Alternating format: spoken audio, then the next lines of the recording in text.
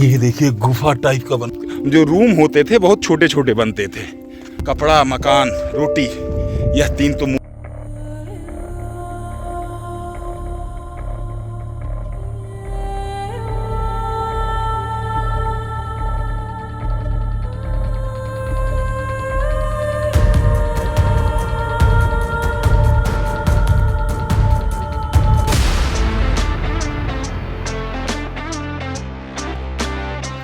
तो साथियों, धोलावीरा में अब हम जा रहे हैं बहुत पुरानी सभ्यता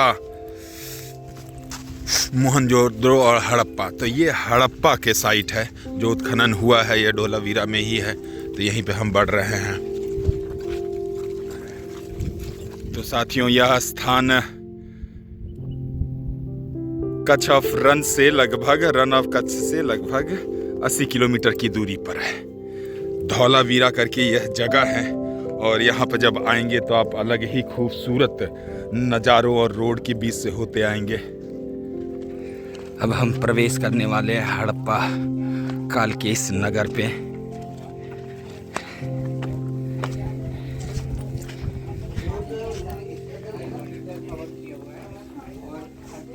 अभी साइन बोर्ड यहाँ पे लगा है मैडम, साइन बोर्ड यहाँ पे लगा जाता है।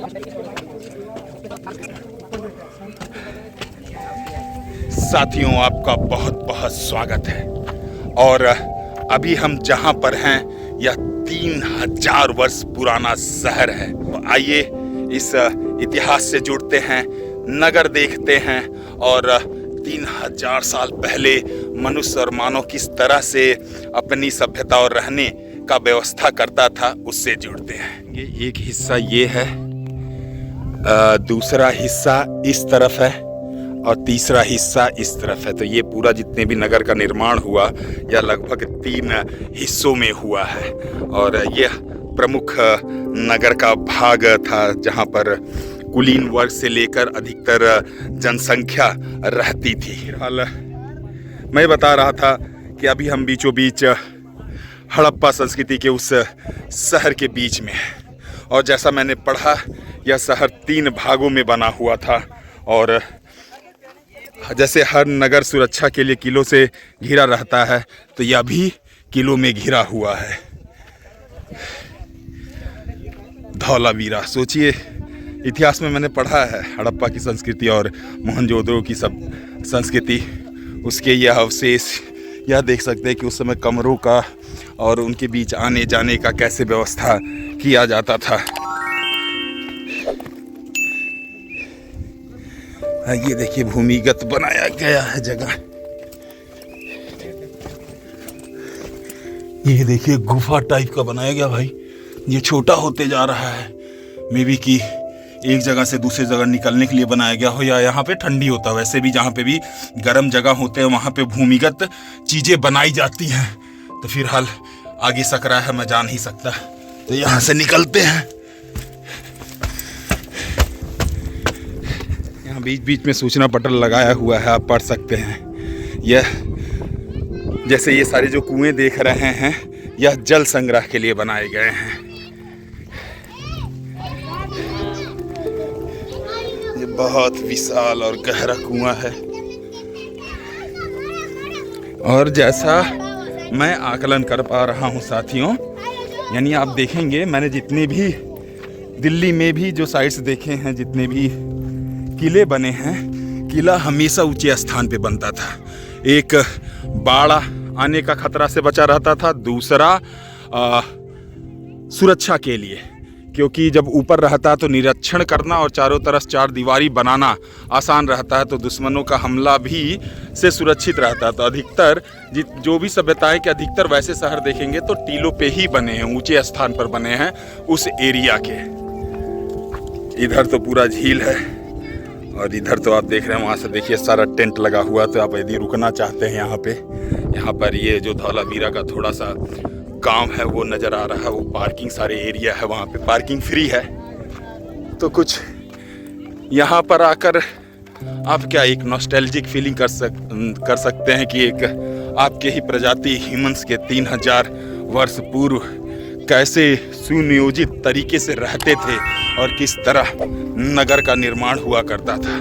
जल भूमिगत स्थान पे ठंडा के लिए छोटे छोटे कमरे होते थे। मैं अभी बहुत वैसे देखेंगे तो बहुत हाल तक, जितने मुगल काल तक ही बहुत जो रूम होते थे बहुत छोटे छोटे बनते थे, और जो बड़े बनते तो भयंकर ही बड़े बनते थे। आइए दूसरे तरफ चलते हैं।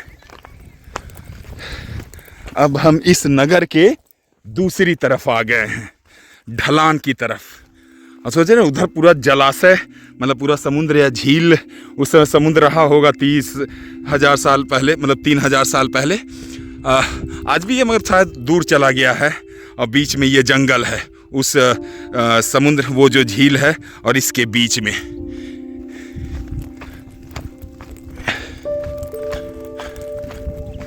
तो ये बताया जा रहा है कि यह जो क्षेत्र है, इस नगर के जो कुलीन वर्ग के लोग थे, कुलीन मतलब समझते हैं, जो अमीर लोग कह लीजिए, वो लोग यहाँ पर रहते थे, जिन्हें सवर्ण बोला जाए, कुछ भी बोला जाए, जो धनी रहें वो इस एरिया में रहते थे, कुलीन वर्ग के लोग। क्योंकि इधर से हमला कम साइड है, क्योंकि देखिए उधर समुद्र से बहुत कम ही लोग आएंगे, पूरा जंगल क्रॉस करना होगा। इधर तो यदि नगर में हमला होगा सबसे पहले इधर से ही हमला होगा, तो मुझे लगता है इधर से निकलने का रास्ता होता होगा बचाव में। तो उस हिसाब से कुलीन वर्ग, मैंने जहाँ पे भी देखा ऐसे जगहों पे, जो कुलीन वर्ग हैं वो किले के सबसे पीछे वाले, मतलब वो नगर के पीछे भाग में ज़्यादा रहते थे, क्योंकि उस समय सुरक्षा, मतलब आक्रमण दुश्मनों का हमेशा ही बना रहता था। ये देखिए छोटे छोटे इस तरह स्क्वायर स्क्वायर के कमरे बने हुए हैं यहाँ पे, और इधर अब फिर बाहर निकलने का रास्ता बना हुआ है। तो हमें लगता है कुछ इस तरह से यह हड़प्पा संस्कृति से आप अपना जुड़ाव महसूस कर पा रहे होंगे। मुझे तो ऐसी जगह आके बस एक नॉस्टैल्जिक फीलिंग के लिए आता हूँ कि 3,000, 1,000, 1,400, मतलब इतने पुराने पुराने समय कैसे लोग रहते थे, उनकी सोच कैसी थी। क्योंकि देखिए कपड़ा, मकान, रोटी, यह 3 तो मूल आवश्यकताएं ही हैं, और सारा चीज़ अराउंड व्यवस्था इन्हीं के किनारों रहता है। देखिए यहाँ से आप एक विहंगम दृश्य ले पा रहे होंगे पूरे नगर का, और दूर दूर के जितने भी आप जगह देख पा रहे होंगे। तो हमें लगता है यही साइट था, और यहाँ पर आना फ्री है एकदम, मतलब ऐसा कोई शुल्क नहीं लिया गया है, पार्किंग भी फ्री है। तो चलिए साथियों अब लौटते हैं।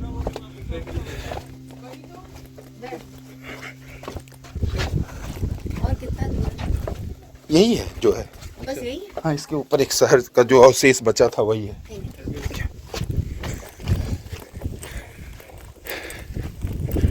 तो साथियों इस पुराने सभ्यता के शहर हड़प्पा सभ्यता के इस शहर से जुड़कर इसके इतिहास को जानकर अच्छा लगा। उम्मीद है आपको भी अच्छा लगा होगा।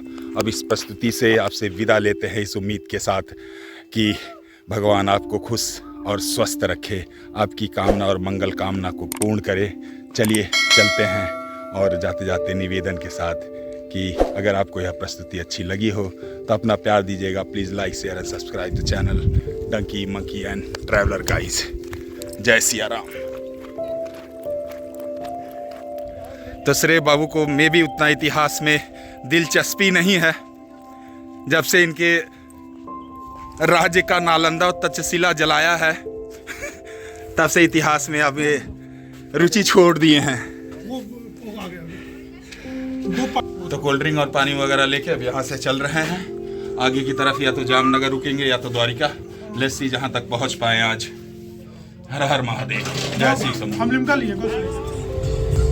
तो साथियों अब हम यहाँ से धौलावीरा के से निकल रहे हैं द्वारिका की तरफ। 4 पुरियों में से एक श्री कृष्ण की नगरी, द्वारिकाधीश की नगरी, द्वारिका की तरफ बढ़ रहे हैं। आप देखिए पहुँचते हैं कि नहीं, क्योंकि यहाँ से 434 किलोमीटर है धौलावीरा से द्वारिका।